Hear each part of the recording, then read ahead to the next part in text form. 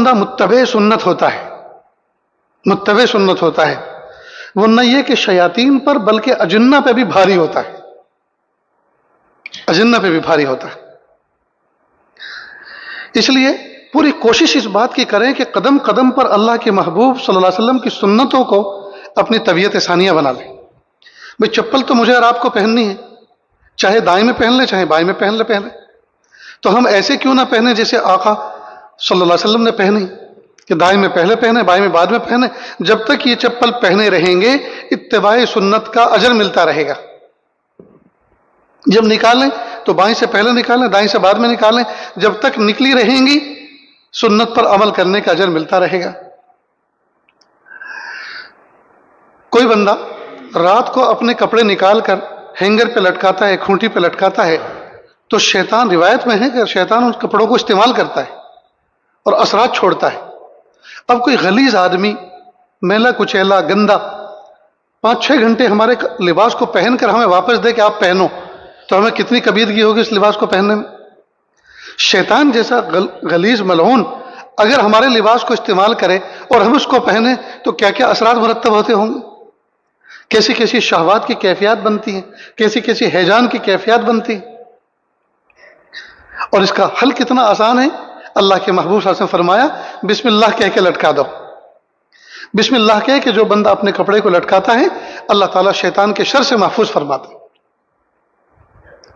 استنجا خانے میں خبائث رہتے ہیں کہ شیطانوں کی بہت بھاری قسم ہے۔ جو اجنہ شیطنت کی طرف چلتے ہیں پہلے وہ ارواح بنتے ہیں، ارواح کہلاتے ہیں۔ یہ وہ ہیں جو اکثر و بیشتر مغرب سے پہلے پہلے نکلتے ہیں بستیوں میں اور چھوٹے چھوٹے بچوں کے ساتھ چمٹ کر گھروں میں آ جاتے ہیں۔ اس لیے حکم دیا گیا کہ بچوں کو مغرب سے پہلے گھروں کے باہر نہ نکالا جائے۔ پھر جب وہ ترقی کرتے ہیں تو یہ خبیث بنتے ہیں اور ان کا مسکن ہمارے واش روم اور بیت الخلا ہوتے ہیں۔ تو جو بندہ بسم اللہ کہہ کے دعا پڑھ کر بایاں قدم اندر رکھتا ہے اللہ تعالیٰ ان خبائث کے درمیان، انسانوں کے درمیان آڑ کر دیتے ہیں۔ ان کے اندر جرأت ہی نہیں، ہمت ہی نہیں ہوتی، استطاعت ہی نہیں ہوتی کہ وہ ان کو دیکھ سکے۔ اور اگر یہ نہیں کرتے تو پھر وہ انسانوں کو دیکھتے ہیں اور انسان کی شرمگاہوں کے ساتھ میں جو بھی ان کا عمل ہوتا ہوگا وہ کرتے ہیں اور پھر انسان اس سے متاثر ہوتا ہے۔ ننگے سر اندر جاتے ہیں تو انسان اس سے متاثر ہوتا ہے۔ تو محبوب صلی اللہ علیہ وسلم نے بڑی بڑی تکلیفوں سے بچنے کے لیے کتنے آسان نسخے بتائے کہ آپ سنت پر عمل کر لیں، اتباع کر لیں، بسم اللہ کہہ کے اندر جائیں تو آڑ بن جاتی۔ اسی طرح رات کو سونے سے پہلے دروازوں کو بند کرنا، جو بھی بچہ آخر میں کمرے میں آئے بسم اللہ کہہ کے دروازہ بند کر دے تو شیاطین باہر رہ جاتے ہیں، اندر ان کو آنے کی ضرورت نہیں ہوتی۔ اور اگر بسم اللہ نہیں پڑھی وہ اندر آگے، اب رات بھر ان کے اثرات ہوتے ہیں۔ اچھا پیارے طلبہ عزیز، میں کسی کا ہاتھ نہیں اٹھواتا لیکن ایک علامت بتاتا ہوں۔ رات کو جب بندہ سوتا ہے 5-6 گھنٹے میٹھی نیند سو جاتا ہے تو اس کی طبیعت میں بشاشت، انشراح ہونا چاہیے نا۔ لیکن بہت سے لوگوں کو شکایت ہوتی ہے جب صبح کو اٹھتے ہیں تو ایسا لگتا ہے جیسے لاٹھیوں سے ہمارے بدن کو کسی نے مارا ہو، اور یہ دکھتا ہے اور یہ دکھتا ہے اور انتہائی کبیدگی ہوتی ہے، دل چاہتا ہے 5 منٹ اور لیٹ جاؤں، 15 منٹ اور لیٹ جاؤں۔ یہ علامت ہے اس بات کی کہ رات بھر اجنہ نے، شیاطین نے اس پر عمل کیا ہے، اس کو تھکا دیا ہے۔ ورنہ جو چیز اللہ پاک نے جس کو نوم سبات، جس کو آرام دہ نیند بتلایا، جس اللہ پاک نے اس نعمت سے اس کو نوازا، پھر تھکے ہوئے ہونے کا کیا مطلب؟ معلوم ہے یہ افیکٹڈ ہے، یہ متاثر ہے، یہ متاثر ہے۔ تو اس پر رات بھر اس مخلوقات کا ان کا عمل ہوا ہے، انہوں نے اس کو تھکایا ہے، اور منشا کیا؟ وہی کہ ان کو تکلیف۔ میرے ایک بھائی ہیں بڑے ظریف، انہوں نے کہا کہ کیا بات ہے، جو جتنا بڑا بزرگ ہوتا ہے اس کو استنجا خانے میں اتنی زیادہ دیر لگتی ہے، جو جتنا بڑا بزرگ ہوتا ہے اتنی زیادہ دیر لگتی ہے۔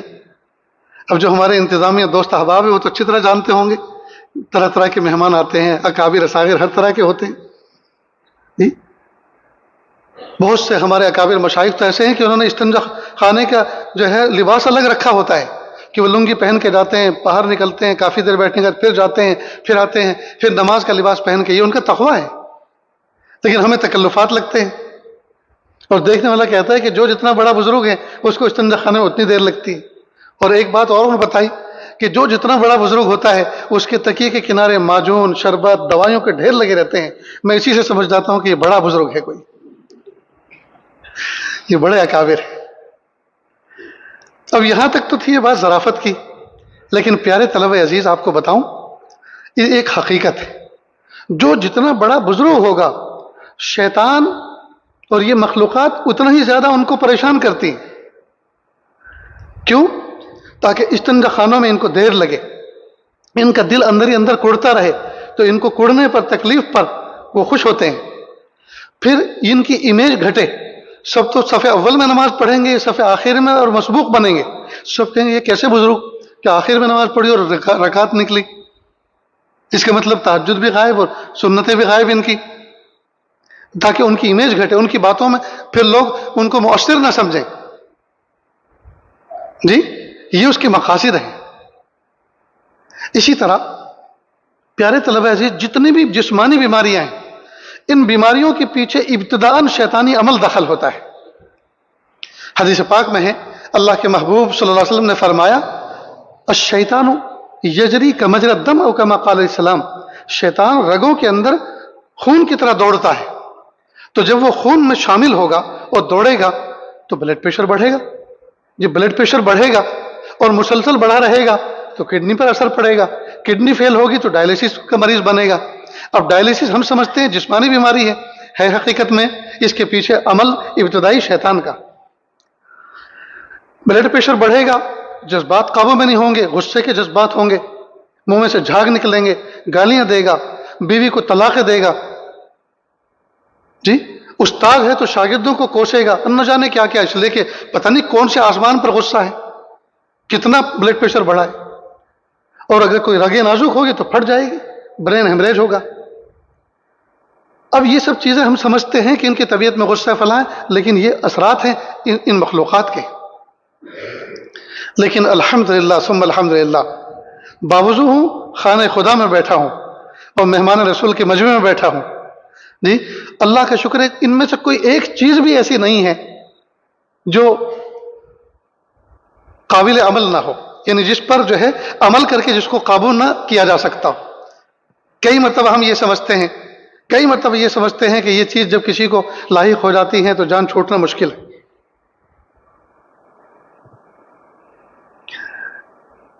پیارے طلبہ عزیز ایک حقیقت کا اظہار کرتا ہوں. میں دنیا بھر میں پتہ نہیں کتنے مریدوں کا شیخ بنا ہوا ہوں، اور بہت سے مریدین مریدائیں یہ معاملات کہتی ہیں کہ ہمیں رات میں کچھ ایسا ہوتا ہے، کچھ ایسا دکھتا ہے، بدخوابی ہوتی ہے، اور جسم میں ایسا ہوتا ہے. یہ اس حج سے پہلے تک میں ان کو ایک جواب دیتا تھا جس جواب پہ میں خود مطمئن نہیں تھا. اور وہ جواب کیا کہ آپ نے کسی کا کچھ بگاڑا ہے کیا؟ کہ نہیں. مگر پھر آپ کا کوئی کیا بگاڑے گا؟ اپنے کام میں لگے رہو، ذکر اذکار کرو، نماز کی پابندی کرو. یہ جواب برائے جواب ہوتا تھا اور جواب مسکت ہوتا تھا کہ ان کو خاموش کر دے یا ان کی مزید داستان نہ سننی پڑے. لیکن حقیقت یہ تھا کہ میرا دل بھی اس پہ مطمئن نہیں ہوتا.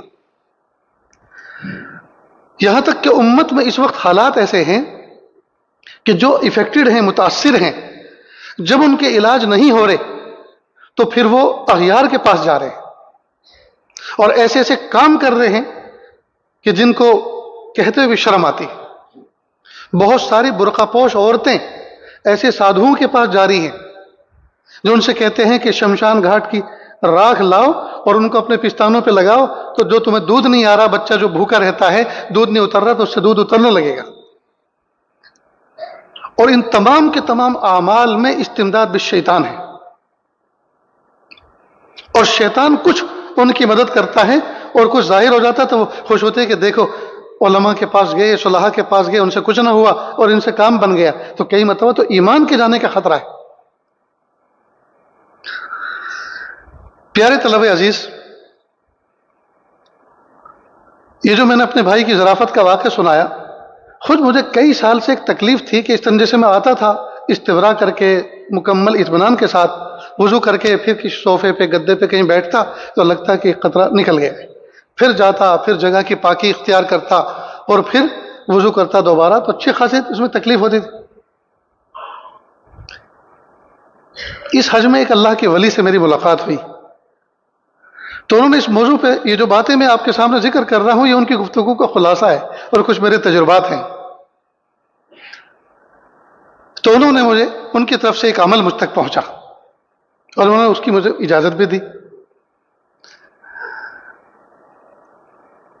انہوں نے فرمایا کہ جتنے علماء ہیں اور جتنے طلباء ہیں اور خاص طور سے جتنے مومنین ہیں، ہر ایک کے پیچھے اجنہ شیاطین کی پوری پوری ٹیم لگی ہوئی ہے تاکہ راہ راست سے ان کو ہٹا سکے اور ان کا خاتمہ ایمان پر نہ ہو. لیکن افسوس کی بات ہے کہ ہم اس موضوع کی طرف تو کبھی توجہ ہی نہیں کر رہے اور اپنی حفاظت کے لیے، اپنی سیانت کے لیے اور برکتوں کی طرف ہماری توجہ ہی نہیں ہے. جو کتابوں میں لگا کتابوں میں لگا ہے، لیکن کتنی مرتبہ ہم دیکھ رہے ہیں کتابوں میں ذی استعداد طلبہ جب فارغ ہو کے جاتے ہیں تو ان کی وضاقتہ بدلی ہوئی ہوتی ہے، ان کے حالات بدلے ہوئے ہوتے ہیں. ان کے دائیں بائیں کے لوگوں سے پوچھو تو ایسی ایسی حیاسوس یا جو ہے ان کے اخلاق ایسے بگڑے ہوئے ہوتے ہیں کہ شرم آتی ہے اپنی طرف منسوب کرنے کی کہ ہمارے یہاں کا پڑھا ہوا ہے، ہمارے یہاں کا تربیت یافتہ ہے. اور کئی مرتبہ ہمارے کاز اور ہمارے کام کی بدنامی کا سبب بنتے ہیں. اس کی وجہ یہ ہے کہ وہ تنہا نفس علم کی طرف تو توجہ دے رہے ہیں لیکن وہ اپنے عمل کی طرف، اپنی سیانت کی طرف، اپنی حفاظت کی طرف، اپنے اخلاق کی درستگی کی طرف توجہ نہیں دیتے. اور حالانکہ یہ ساری کی ساری چیزیں ناممکن نہیں ہیں. کئی مرتبہ ہم سمجھتے ہیں کہ جنات جب کسی کو سوار ہو جائیں یا شیاطین کا جب اثرات ہوں تو یہ ناممکن ہے. ہر بچے کے ساتھ، ہر مومن کے ساتھ شیطان لگا ہوا ہے، لیکن جو متبع سنت ہوتا ہے اس کا شیطان انتہائی کمزور ہوتا ہے. علامہ جلال الدین سیوطی رحمۃ اللہ علیہ کی کتاب ہے لقط المرجان فی احکام الجان، اس کا ترجمہ امداد اللہ انور نے بھی کیا. مفتی محمد صاحب ہررہ کھیوائی میرٹھ کے رہنے والے تھے، انہوں نے بھی کیا. اس میں لکھا ہے کہ دو شیاطین کی آپس میں ملاقات ہوئی، ایک بہت کمزور تھا، ایک بہت تگڑا تھا. جو تگڑا تھا وہ کسی کافر کے ساتھ رہتا تھا اور جو کمزور تھا وہ کسی مومن کے ساتھ رہتا تھا. تگڑے نے کمزور سے پوچھا کیا بات ہے، کیوں کمزور ہو رہا ہے؟ کہا کہ ہر وقت ذکر و اذکار کرتا ہے، ہر وقت بسم اللہ کہہ کے کھاتا ہے، ہر وقت بسم اللہ کہہ کے دروازہ بند کرتا ہے، ہر وقت بسم اللہ کہہ کے کام کرتا ہے، تو مجھے اس کے ساتھ میں جو ہے فاوٹ نہیں آ رہی، مجھے اس کے ساتھ میں جم نہیں رہا اور میں جو اس کے کھانوں میں شریک نہیں ہو پا رہا، تو میری یہ حالت ہو گئی. معلوم ہوا جو باعمل مومن ہوتا ہے وہ مؤثر ہوتا ہے، جو باعمل مومن ہوتا ہے مؤثر ہوتا ہے.